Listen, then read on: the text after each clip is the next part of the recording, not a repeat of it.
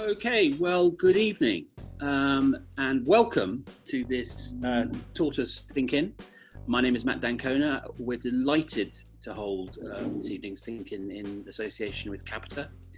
A lot to talk about, and when I was thinking this morning about the title of the ThinkIn, how can the pandemic turn into an opportunity to reset, rebuild and renew, I was cast back to reading Candide at school and the slightly foolish figure of Dr. Pangloss, who, if you've read that book, calls for all for the best in all possible worlds, and felt, is this the right question to ask? And then actually realised that it was precisely the right question to ask. And it's at moments like this when there's been a big punctuation mark in the story of a crisis, when one has to try and maintain a strategic and realistic spirit of optimism without straying into magical thinking. And that's what we'll try to do today. I think it'll be, as much as anything, a gestalt in as well as a thinking. You know, we'll try and look at this through the frame, through the prism of realistic optimism, and not yield as is there's a certain gravitational temptation to do, to the immediate and gloomy headlines. Just to give you an idea of a drill with which I'm sure you're all richly familiar, there is a chat line which you can give us your thoughts. We want to hear from as many of you as possible. And if you want to raise your hand, do so, and I will, if possible, come to as many of you as we possibly can. The chat box is being hosted by my colleague Luke Bedema, who is one of the cleverest men in the world, and will be able to answer brilliantly what's going on in your thoughts if you want to communicate that way. We also have some fantastic speakers who really are in a position to tell us how to use that old but rather useful cliche, how not to let a crisis go to waste. I'm going to get stuck in immediately and turn, if I may, to Patrick Gormley, who's head of Capita Consulting. Hi, Patrick, and thank you for collaborating with us on this. And I suppose, Patrick, the question I want to ask is, how do we look forward in a way that isn't just actually a form of covert nostalgia and restorationism? And how do we, clearly we're going to be living with the pandemic for the foreseeable future. And therefore, if we want to adopt a constructive approach towards disruption, innovation, and so on, we have to think in new ways and not be drawn back into the old. So how are you approaching that? Thanks, Matt, and thanks everyone. I think it's more of an acceleration. A lot of things were changing rapidly anyway before the pandemic caused the crisis. And what we've seen is a massive acceleration of many things, really. Mainly retail's significantly moved online. We've seen more examples of that today from Nike's announcements that it's committing fully to online. Things like online GP consultations were actually mildly futuristic last year. The move to working from home is clearly very topical. I think, and I would think that really the smart companies and the opportunities now to experiment. We've got a great experimentation opportunity. A lot of people are declaring the new normal, particularly with things like how we're going to work, where we're going to work from, etc. I would think it's a bit early yet. What we've had is 6 months. In fact, I think it's 6 months to the day actually since lockdown. And millions of people have shifted to working from home. People who would never have envisaged being able to work from home. And of course now we're seeing people make all sorts of declarations of the new normal. And people even making those declarations in the annual reporting. Next did it last week and spoke about the changes of moving to the difficulties they've experienced, and that you've seen positivity only this week with Tim Cook on Monday talking about Apple, how it's become a very positive experience. what we've not done yet is we've not done a full year. The people who have experience working from home, it's been through actually the good weather, and actually we've had a very good spring and summer.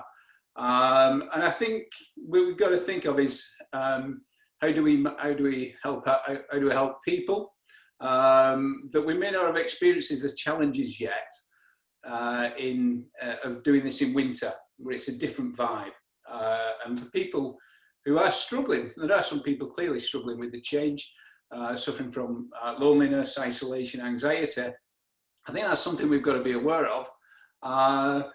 But we're just seeing an acceleration of things we thought were mildly futuristic. And there's great opportunity in that space for organisations that can pivot and can change quickly. But interestingly, another thing is a society, I think we've got to get used to, is this constant pivoting and changing. And I'm the last person who's going to defend the political leadership in the UK, but I did see yesterday quite a bit of a bad reaction to the fact that the move has gone quickly in 3 or 4 weeks from please go back to the office to please work from home.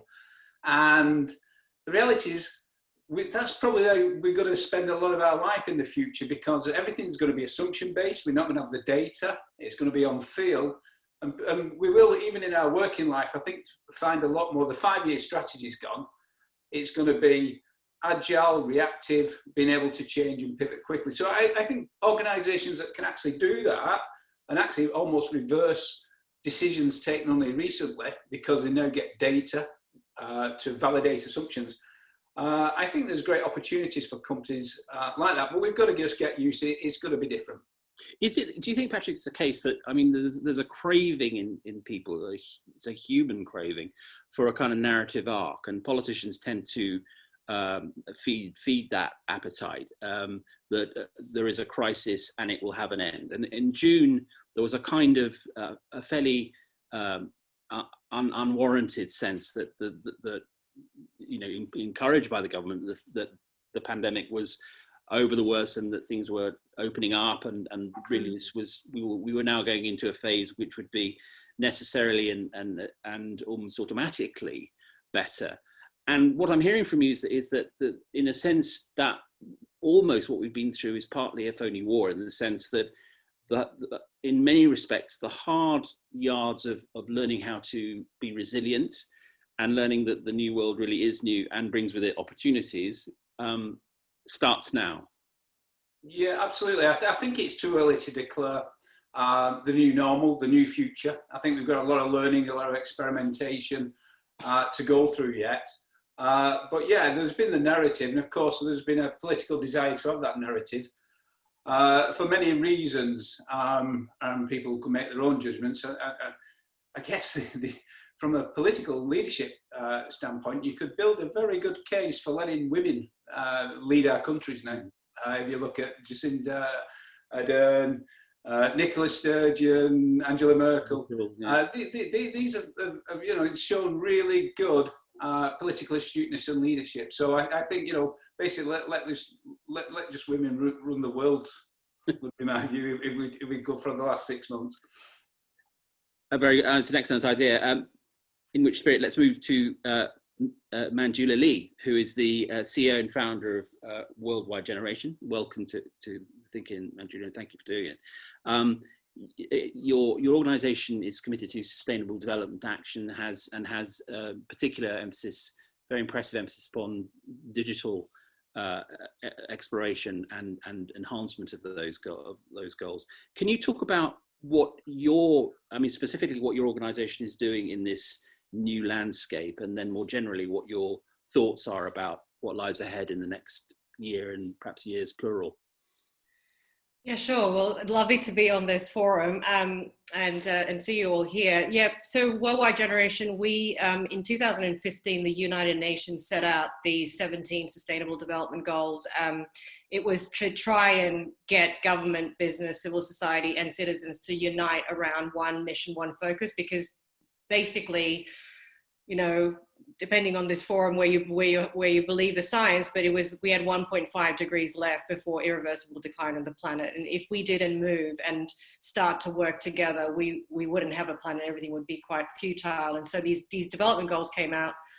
I had been in this whole, I've worked in the corporate world, worked with governments, advised into the United Nations, etc. But, when these goals came out, I knew that with the best will in the world, we were working in silos. That was creating fragmented solutions. And there was basically a lot of distrust between financial partners, delivery partners, and the beneficiaries. And so we set up Worldwide Generation to see if we could bring all of these different disparate sectors together with one mission, one focus, and then no other agenda but to deliver these goals, purely because we had to save the planet from irreversible decline. And we were potentially the last generation in history that could do this. And so we set that out. And then what we realized in the process, we were trying to work out what is the actual organization. And we realized that when we spoke to the investor community, we said, what's stopping you right now from investing sustainably?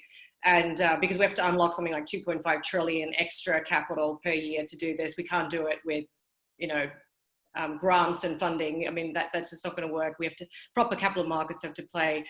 And they were saying, oh, we can't get access to sustainability performance data. It's coming 2 years out of date. Everyone's monitoring, measuring completely differently. So by the time we get it, it's, uncomparable. Very little trust in where that data comes from because it's scraped mainly from the public domain. And then when we're speaking to companies, we say, hey, companies, what's stopping you from doing things sustainably, being more impactful? Oh, it's a nightmare for us as well. We have to, do all these surveys. We have to go on these different portals. We put our sustainability report up, that gets scraped. We're then named and shamed, and and it's just a bit of a disaster. And then you've got the SMEs going, well, we wouldn't even know where to start. So we realized this whole thing was not because of will or expertise or just the will to kind of get this done. It was mainly because no one could execute and no one could get access to this trusted, comparable, timely data set. So we then realized, well, how could we solve that problem? And so the only thing we could think of was some kind of technology platform to be able to do it. And so we've been, in the last 4 years, been developing a platform called G17 Eco. And it can basically use data. It uses data bot technology and blockchain technology, where it can go and collect data directly from any organization. It processes that data in real time for its social, economic, and environmental impact, and then it can send that to anyone, assurers, rating agencies, investors, even down to the public, and its clients and customers in real time. So we've been developing that for the last 4 years, and literally had our head down. And it was last year I was speaking to a very, very renowned scientist, and I said, is the climate change thing really like that bad? Is it as bad as I'm hearing it? And he was like, Manjula, it's actually worse. It's worse than what the mainstream know it as. I said, well, it's like, why? And he said, because if we hit the 1.5 degree limit, it will set off like at least 12 catastrophic events that would just be basically like just knock on, like talking, tsunamis and earthquakes and, you name it. And it's just going to be uncontrollable. And that's where the irreversible decline happens.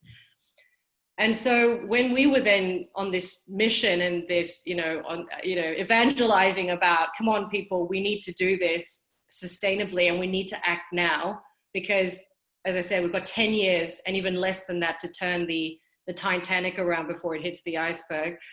The whole thing about climate change was so intangible and so far away. It didn't feel real to anybody. Is it really going to affect us? I mean, yes, there was droughts in Africa and there was a few tsunamis and earthquakes over in Asia, but it doesn't really affect us. And then we started seeing like fires going on in California and Australia, and this was kind of all warming up. Like Patrick's comment, things were starting to surface up, And for me, like when the pandemic hit, it was like Mother Nature came to give us a massive warning sign and say, this is how powerful I am.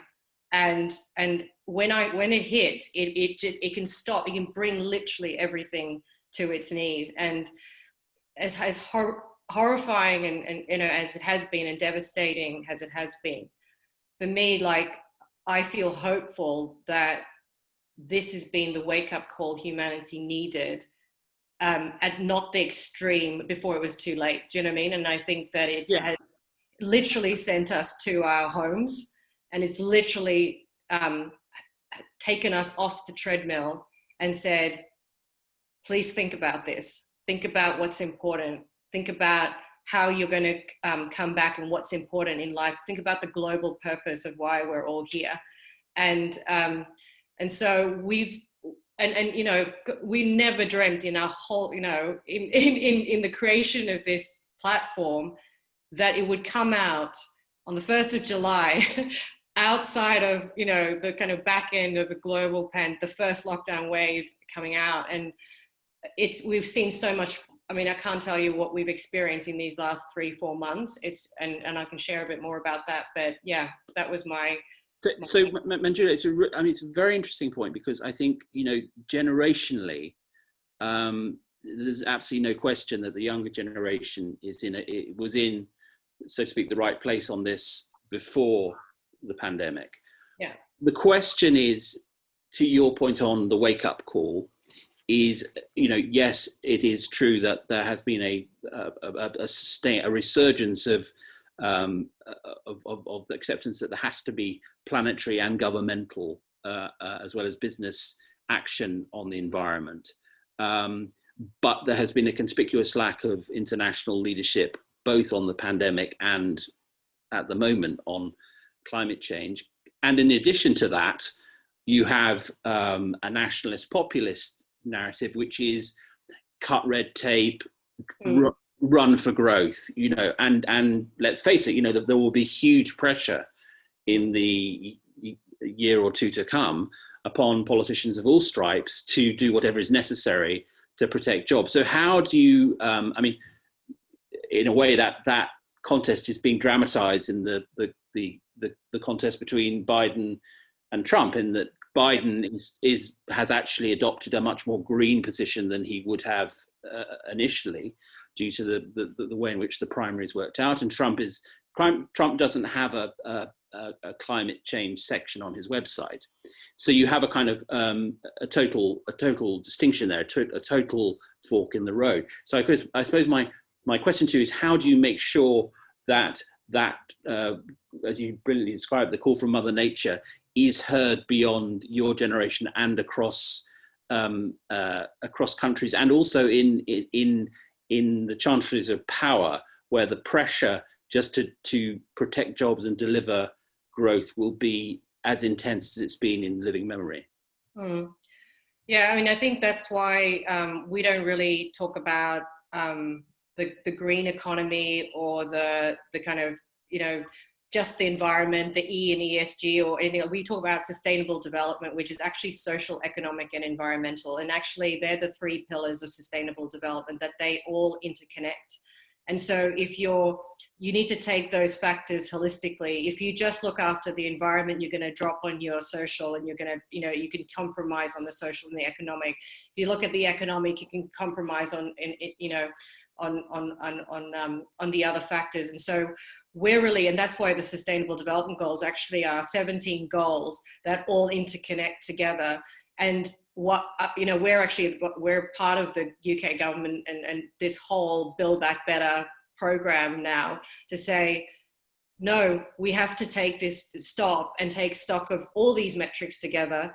And when you start to, what the myth that we need to bust very quickly is that doing good is actually high risk, low reward. And that is absolutely the completely opposite of what it is, because the reality is, even in the pandemic, the companies and the funds that were sustainability aligned, or ESG they call it, aligned, actually outperformed and were buoyant because they were purpose driven, and actually outperformed through the crisis. We're starting to see companies that are doing 14 times better on the, on the stock market are doing better revenue. The new client base are going to be 90% more likely to switch brands that can prove their impact on society and the planet. They're going to be willing to pay a little bit more for the product or service if a company or an organization can prove this. And so we're moving into a whole new economy. They reckon, if we can get together and do this sustainably and do build back better, we will unlock something like 12 trillion global growth per annum, never seen of any generation in human history.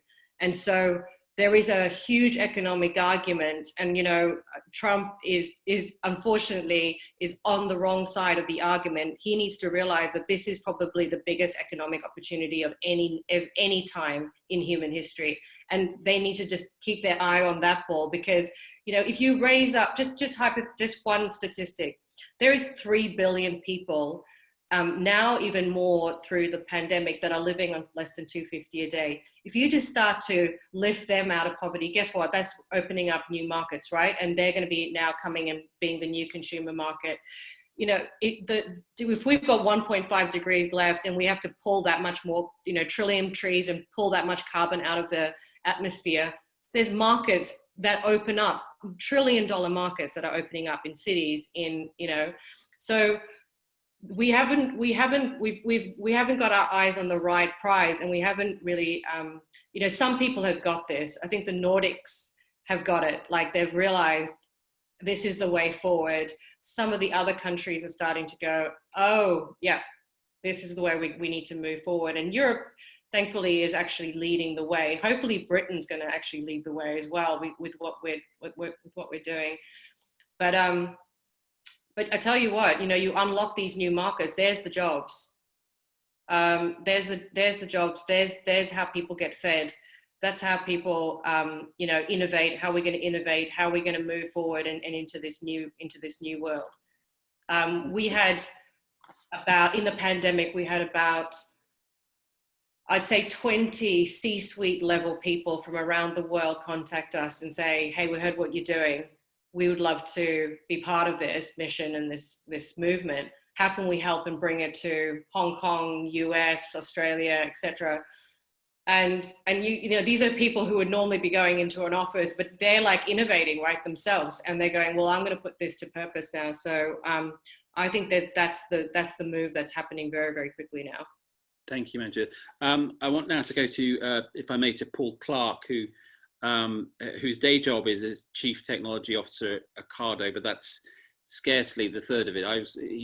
Talking to Paul always reminds me of William Gibson's line that the future's here, it just hasn't been distributed. And I sometimes think that a large amount of it has been distributed to Paul's head, because he seems to have a lot of answers to a lot of very important questions, and is on numerous advisory bodies connected with cybernetics, robotics, and all sorts of things.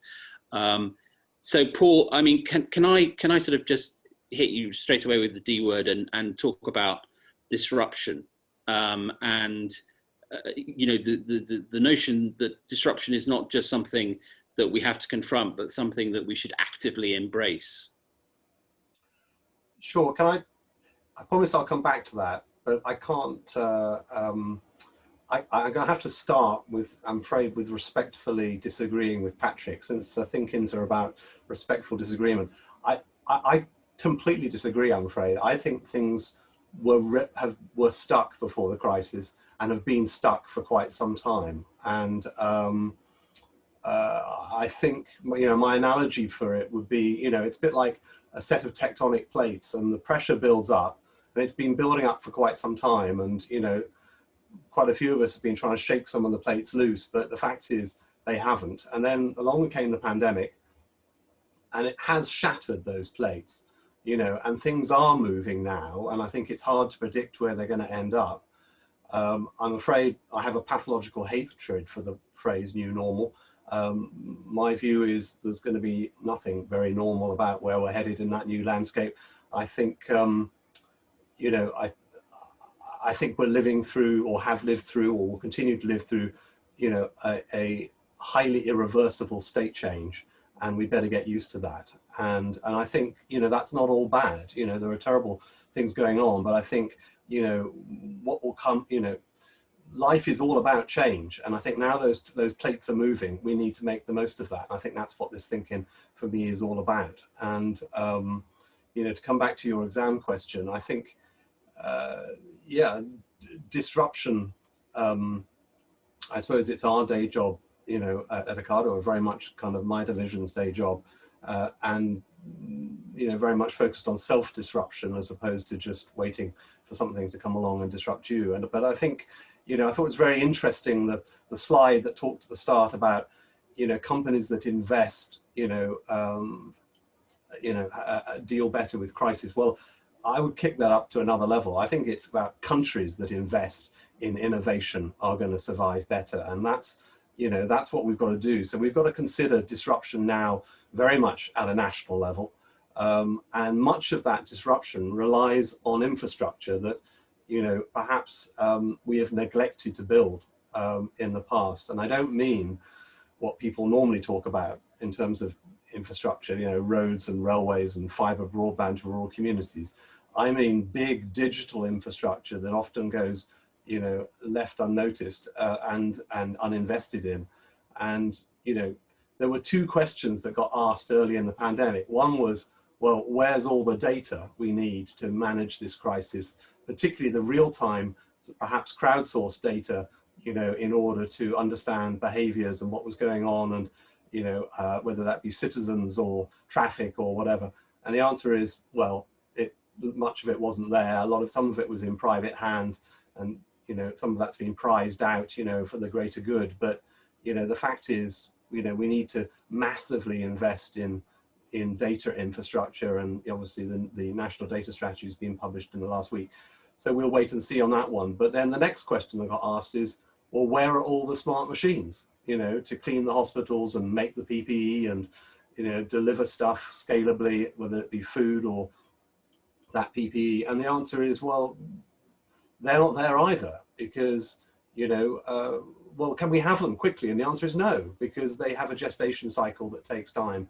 And so, you know, you have to build them in peacetime, and then you can, once you've woven them in and they're trusted and capable, you can then harness them, you know, in times of need and conscript them, you know, to work for you. So there's a long list of infrastructure that we now need as part of this kind of these shifting tectonic plates that we now need to invest in. And, you know, going back to what Manjula was saying, you know, top of my list there, you know, in terms of national disruption would be about digital twins or synthetic environments. These, you know, building models. We've seen the importance of data, but we've also seen the importance of models in the current crisis. And, you know, a project that I'm closely connected with and very passionate about is the idea of building a national digital twin, you know, gluing together lots of these models, these digital models, you know, of roads and railways and the NHS and, you know, maybe national government itself and our financial system and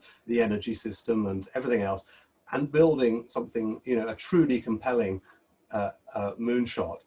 But you know what, it doesn't stop there. It's not a national digital twin we've got to build, it's a planetary digital twin we've got to build, because we're going to have to optimize this planet at a planetary scale, because you're not going to fix climate change or even know what levers you've got to pull safely unless we have some much better models of how our planet works, both in terms of the human built systems, but also the environment. So I think that's the journey we're on, and we've got to use COVID, what I refer to sometimes as the COVID gym, to build the new muscles that we're going to need for a whole load of other big problems, you know, which ultimately may eclipse what we're living through now. You know, we've got to build a sustainable healthcare system. We've got to build recovery and resilience to future mega shocks. We've got to completely reform, if I have anything to do with it, our education system. And we've got to prepare for net zero and climate change. So this is just the warm-up act, quite frankly. So let's use it creatively and build some of this stuff that we need for the future. Paul, can I just the heart of thinking, such as myself, could you just define briefly what digital twins are, what's meant by that? Well, they're at the heart of everything we do, which is, I suppose one way to talk about Ocado is, we build smart machines and we operate them at scale, and the complexities of that are such that, you can't just kind of start, lashing them together and hope for the best. You need to build, synthetic environments. You need to build models of how those machines will work and how they will play nicely together, and how you will scale that up into fully automated warehouses, like, the 40 of those we're going to be building around the world at the next 4 years. So that's complexity you simply, must model first. And a digital twin is effectively, it's a replica of a physical system typically, and you feed it with the data from the physical system. It could be a robot, it could be, our weather system, it could be, our road network, whatever. And then you use the digital representation to model and optimize and derive insights and predict outcomes. And then you feed those back into the physical world to update, whether it be the kind of the control systems of a robot, or whether it be, the policy decisions that are driving, what you do at a national level, or, the traffic lights, at a junction in a road network. So, it's at all different levels.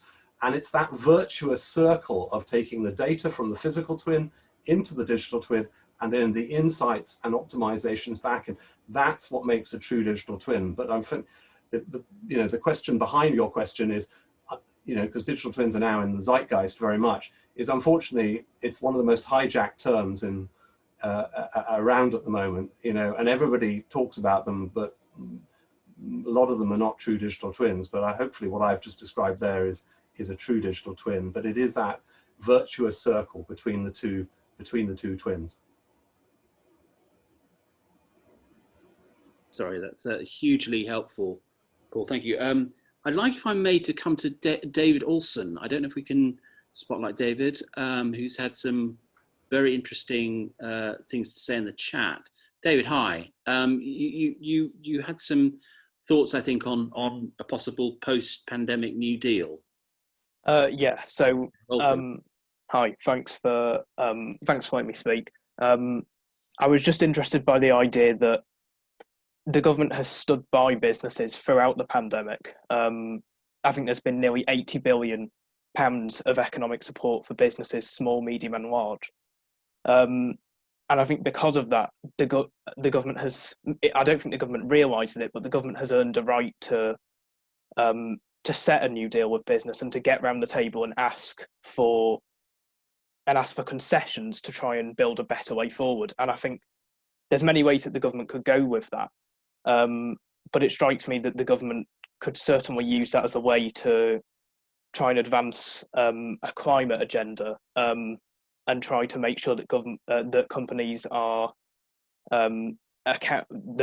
doing their climate accounting properly, and that we can really see what the carbon footprint of different businesses is, and the government can then use that to form, a carbon tax, a methane tax, or raise corporation tax as a way to invest in climate schemes. So I think that perhaps business leaders recognise the government's chance to do this more than government does itself. It seems that Rishi Sunak, the Chancellor, is perhaps the only member of the government who fully realises that there is an opportunity now to say to business, we've done our bit to help you, now it's time for you to help us back. David, do you feel that there's you speak with great clarity on the matter, if I may say so, and again, one encounters this question of generational divide. Do you feel there are people who are already in positions of authority and power in government, in business, in leadership around the world, who genuinely will enforce and enact what you are talking about? I mean, what is your level of trust in those people, or is it hard to generalize? I think to some degree there are perhaps younger members of governments around the world who would be willing to go some way in making businesses do their fair share, and pay more in tax and so on. But I'm sceptical, particularly of the UK government's ability to really push this from a climate perspective and really try to make sure that businesses are doing more because really this is a problem. Climate change is a problem that businesses are contributing to far more than individual people. It's businesses being unwilling to change in some cases that I think is driving climate change. And I think government, I'm not sure that the UK government would stand up to businesses on climate change. It's very interesting. I'd like, if I may, in the sort of spirit of an old-fashioned movie intermission, to move to Luke now for a walkthrough of the slides in a little more detail. Luke, if you're there, could you tell us, dispense some wisdom on the slides and walk us through what they mean? I can certainly try. It may feel a bit like we've blasted past some of this stuff, but the research that we gathered suggested, sort of unsurprisingly, that executives around the world were really seeing technology as executives in the technology sector were those who saw the pandemic as the biggest opportunity, not least because there's been so much adoption of technological systems, and we could also maybe predict that trust and a sense of reliance on technology has gone up. So that was what was explained in this first slide.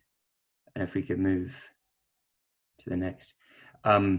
But we wanted to ask the question of whether that opportunity would really funnel its way down to the people working within businesses, tech or otherwise. And the way in which corporations have sort of been able to insulate their employees from the worst effects of the pandemic has been very changeable and very, very various. I think some businesses have done better and some have done much, much worse. So that was a question to pose. And I think on the next slide, Sam, was to focus on how businesses would establish greater resilience coming out of the pandemic. And again, technology and digital agility really rear their head. And I suppose that aligns with what Paul is saying in a way, and maybe he could speak a bit more to that. But on the next slide, we wanted to get a sense of the businesses that were able to ride the wave of the pandemic in a slightly different way. And we looked at those that had actually been hiring the greatest number of employees throughout the period. And found here that obviously it really feeds into the question of whether this crisis will create a small number of very, very powerful businesses, ones that were effectively in a way immune to the shock of the pandemic. And obviously the number one on that list is Amazon, and that's a company that people are talking about a lot at the moment. And then I think in the final slide, we found some quite interesting statistics about the path that crisis innovators tend to take, and that they can really be industry beaters, those businesses that are able to invest in innovation during a crisis. But we obviously have to ask with this, is it self-selecting in a way in that this really just shows the biggest, most resilient, most cash-rich companies that were not really forced to cut their innovation budgets. I saw in the chat before about Amazon that there's a very open question about the quality of the employment that they're providing. So that's the full extent of them there. Thank you very much. Can I come back to Patrick?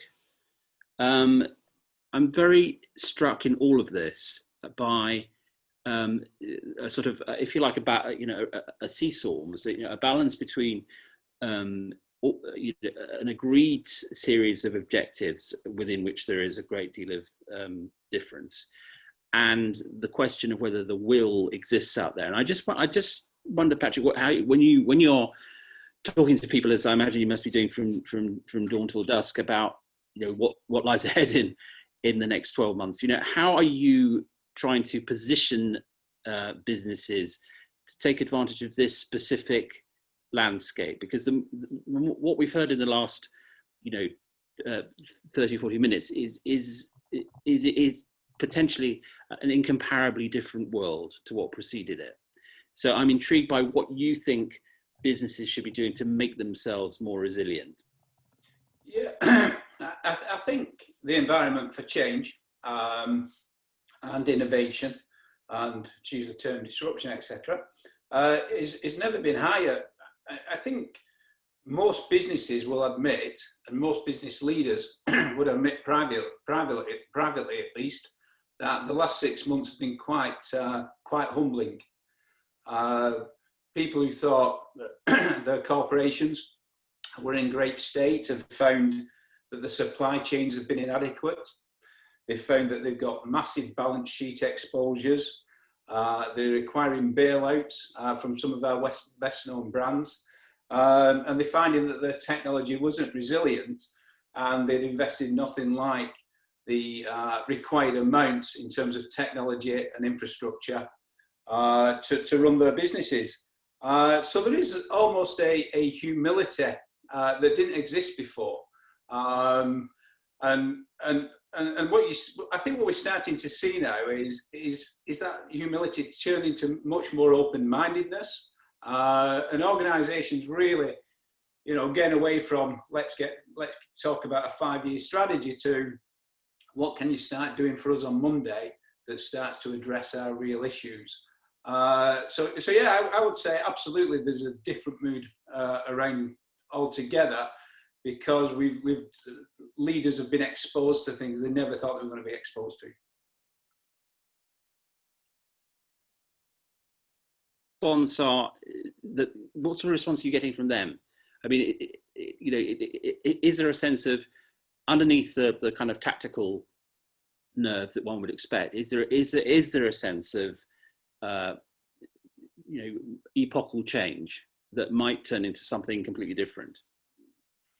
Yeah, everyone's looking how to respond. Everyone's responding differently, and I guess it depends on the state of your business and how it's been impacted. Some businesses are doing pretty well, and I think you're going to start to see consolidation, acquisition activity drive up within a number of markets, within a number of sectors. It could well be that the government starts to bring in regulation to stop this sort of exposure in industries that have not particularly been well regulated before, very much like after 2008. We saw increased regulation in financial services and around the too big to fail. So everybody knows there's a lot of change coming, and people are starting to get prepared for it in various different ways. Some organisations are just absolutely, how can we survive and meet our banking covenants? How can we get our cash flow? How can we employ? How can we just survive the period? And there's another tranche of businesses that have got dry powder are thinking, how can we take advantage of this situation? So there's no one size fits all. It's at various degrees of discussions. Thank you so much. I'd like to move to Ingrid Vassanar, if I may, who has a very interesting question, which, if possible, I'd love Paul to try and answer. Ingrid, hi. Hello. Hi. Thank you so much for all the points that you've raised. I guess I've been quite surprised about the direction the discussion's been going in, and I wondered if I could pull all the way back to the idea of actually just defining what innovation is. What do you define as innovation? So it's a absolutely fascinating question. Professor Clark, this I think falls into your lap. I mean, I don't know. It's a great question, and one I wasn't really ready to answer. I suppose when you live so close to something day in, day out, you almost kind of start taking it for granted. I mean, it's about change, but it comes in many flavors. It comes in everything from continuous improvement through to to use that overused word disruption, radically different kind of 10x type, hardly, recognizable change where people, effectively solve the problem in a completely different way. That is there's nothing incremental and about it. It's a complete reframing of the problem. And I think, the bigger the problem, the more that you have to have that kind of radical approach. And I think, the danger is that, is you have to know where you're innovating towards. And I think this is where, vision is so important, not just at a company level, but at a country level. And I think, sorry, I'll shut up after this one. But I think the problem we've got at the moment is that the scale of the problem, some of which we've been talking about on this ThinkIn and climate change, these are going to span multiple governments. And therefore, we have to have a way of curating that vision to make sure that we continue to innovate in the right direction. Otherwise we'll be kind of, either wandering around lost or worse still, these kind of initiatives will turn into political footballs and they'll just get kicked up and down the field in different directions.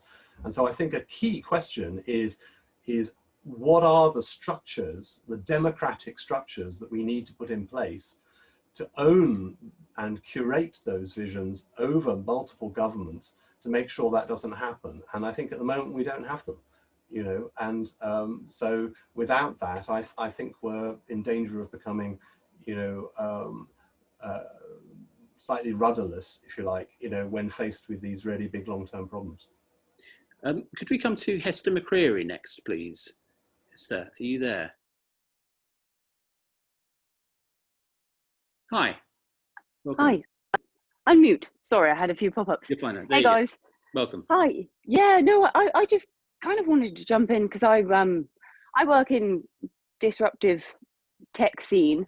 I'm kind of with the third disruptive younger tech startup I've worked with, and it's so my view is coming at it from not from the big tech companies, but there is definitely a need to try and match, I think, to try and get a sort of countrywide or sort of national approach to defining innovation and what that means. Because what you see when innovators come up in young startup companies and have really cool ideas, what it means is it's an ever-changing landscape, and actually there's such a skill set match of people we're hiring at the moment. So like typically I've worked in startups that are disrupting the healthcare and pharmaceuticals, car mechanics, and now photography industry. And each time, every hire you make, you almost don't know who you're looking for or what skills they're going to need because you've never done this before. So whilst there's like a huge amount of graduates looking for jobs at the moment, all looking to go into certain or specific industries, there's this sort of bubbling, growing industry in the tech field here, but they're not sure what they're looking for. So there kind of needs to be more of a sort of country or nationwide approach to try and understand what that might look like and help those graduates meet that. Because on the sort of ground level of your really young, fresh startups, it is really messy and no one ever quite knows. And you see a lot of job adverts where I am at the moment, we're looking for people, we want like problem solvers, people who can think out the box.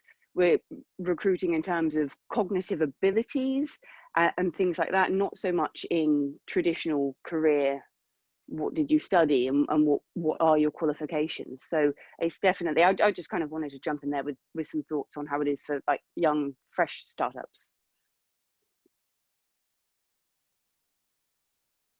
I wanted to, sorry, I've been unmuted. There we go. I wanted to come to Manjula on that because,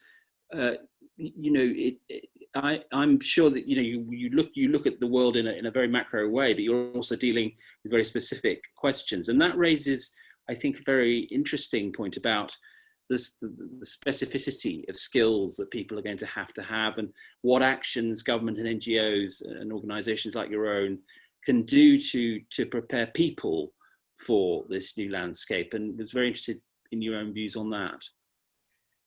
Yeah, I mean, it actually touches on that question before about what is innovation. And, immediately we all jump to technology. We think of it as a technology is where innovation is. And actually what we forget is that we as human beings are the creators. We are the innovators, right?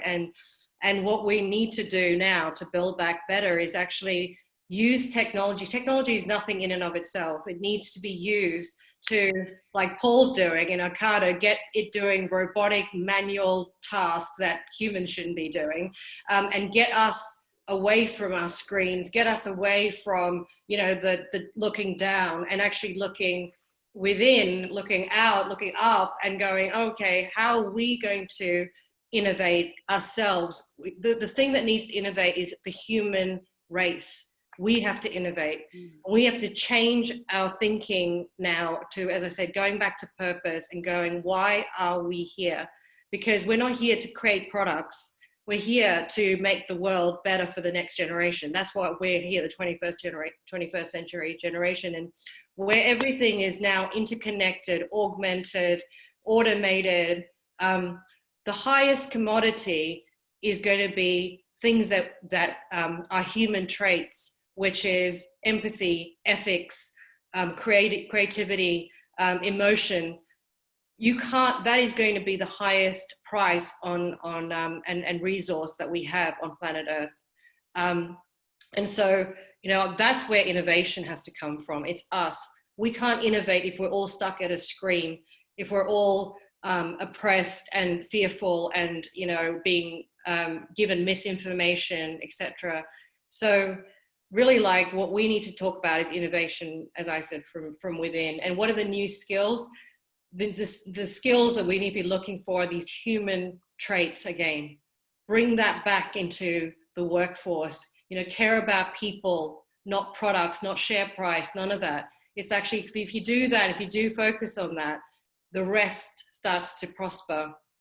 And we've really lost that. And I've just been on this massive debate about social media, and that has just so lost its way. It was fantastic when it started because it connected people, it helped people find each other, it even gave people, access to organs and all sorts of things. It was great. And now it's being used to, treat us like the product. And, it's the amount of, time it's sucking away from us as a human race, is actually disconnecting us even more. So now, in the time of social distancing, moving away from each other, siloing, working from home, the thing that we need to start to innovate on is how do we build community again?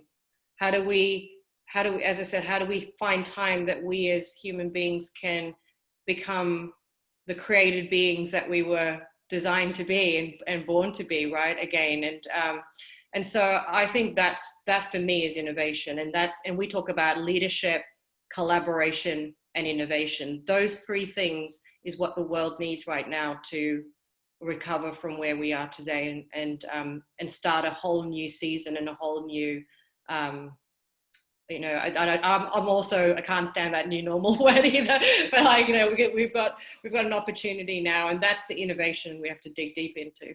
Yeah, I think it's interesting that the new normal seems to become very old quite quickly.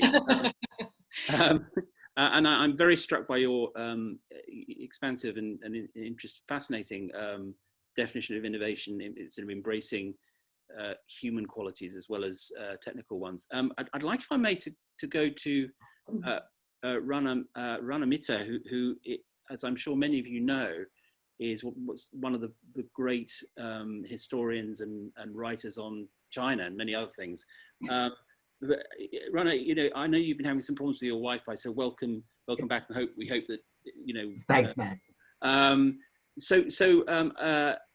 Conscious of time, but give us a Rana Mitter take on what this means, perhaps with a view particularly on the impact that China will have on all this, and indeed this is having upon China. Thanks, Matthew, and apologies that I had a slight Wi-Fi brownout for about 10 minutes in there, but that's the way of the world at the moment. I think very briefly, I'd say, because there's been some talk in the chat line as well about the question of whether or not we're looking at all this too much from the point of view of the global north, the dominant west, and the conversation, for very obvious reasons, has been concentrated in that area, and I think very productively as well. But I think looking much more explicitly at the innovation ecology for the post-pandemic world in the Chinese context is an increasingly urgent task. To put it in its very simplest, and it's a hugely complex topic, of course, many of you in this call will know China quite well, either directly, perhaps some in fact are Chinese, and others will have encountered it.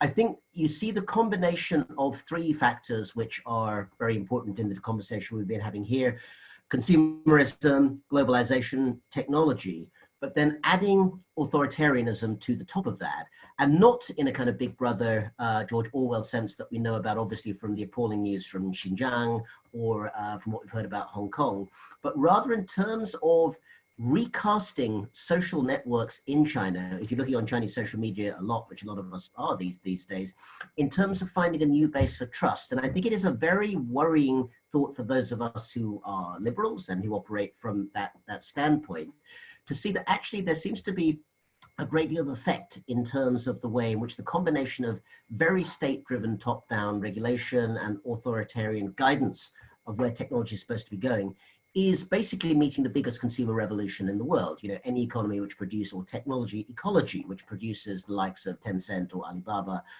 or Baidu, is clearly playing with a very big field. And I think spending more time looking at how that kind of mirror ecology is working, and not immediately dismissing it, although I think there are many things about it that we would find very disturbing, but understanding why in some ways it's managing actually to create a network of trust that's really important for the creation of that post-pandemic world. And by the way, China thinks of itself as much more post-pandemic than we do. You see all those people at pool parties and kind of going to sports events in Wuhan, no less, is I think almost a kind of step-off point for the next part of this conversation, because time is limited. So I'd love to hear that particular thread being taken up through Tortoise and elsewhere as, you know, kind of, you know, the next stage. Thank you very much. I'd like, if possible, just to give a few last words to my colleague, Alexandra Muzavizadeh, if she's there. Alexandra, are you about? Because there you are. Just to ask, Alexandra is in charge of our indexes, and in that sense, you know, it does a huge amount of work on walking the walk and how to use data to try and understand the extent to which companies are holding true to the kind of promises we've been discussing. And I just wondered if you could give us a sort of capsule take, Alexandra, on you know what your data is showing, and given some of the themes which we've been discussing in a general way. Well, thanks, Matt. And actually, I was wondering which of the indices we were going to be able to, you know, talk about tonight, but actually the conversation has covered both. We published the Responsibility 100 Index that looks at companies and how they're doing against the Sustainable Development Goals, and we look, as Matt said, of companies how they are sort of walking the walk against how they're talking. So actually holding them up against the targets that they're setting and looking at the performance against that, and of course, a lot of focus is on how they're performing against their climate targets and so on. But actually, it's the AI index that is probably touching upon most of the things that has been mentioned today. And we published the Global AI Index back in December. That is quite a narrow focus on how countries are doing on artificial intelligence and the ecosystem that supports that development. So going back to looking at the countries that perform very well are countries that are and have been for a long time really investing in well, not only startups in AI, but in talent and research. So to go back to Paul's point about the ingredients that create the right ecosystems for innovation to flourish, and the ability to develop things that he's working on, like the national digital twins, but also other areas in tech, is that to get that talent pool right. And to his point about education and getting that right, and supporting and nurturing the talent pool that is pointed toward that kind of innovation is incredibly important. So when we look through the prism of the AI index, and we see that where countries have put a lot of resource and effort into the talent pool and nurturing that, those are the ones that are also pulling ahead and punching above their weight. So that's very interesting. Obviously, something that we're monitoring very closely and seeing sort of how countries are faring through the pandemic, because it is very clear that choices are going to have to be made. There's a lot of things that we need to focus on in order to build now for resilience in the future, and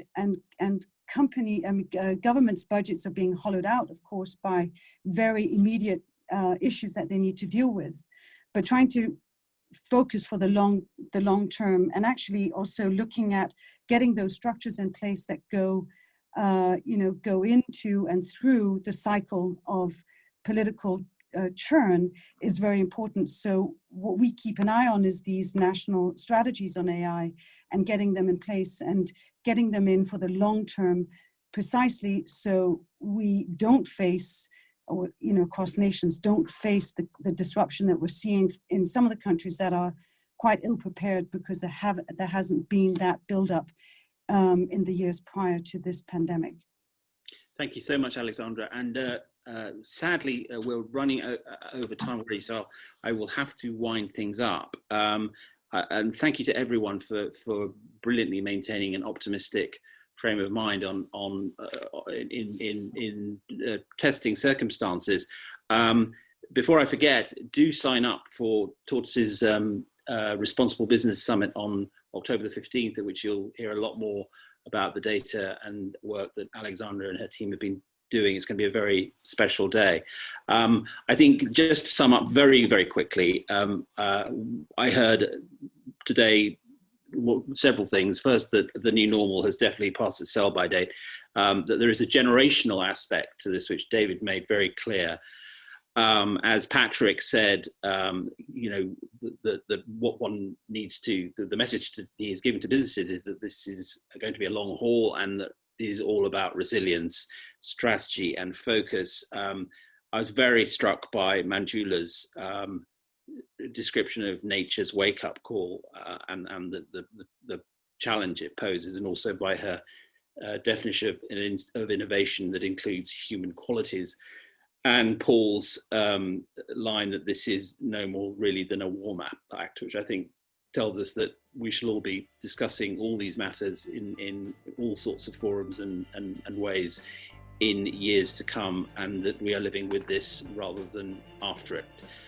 Thank you all very much. Thank you very much to Capita. Wonderful to collaborate with you on this. And thank you for giving us your time. Enjoy your evening.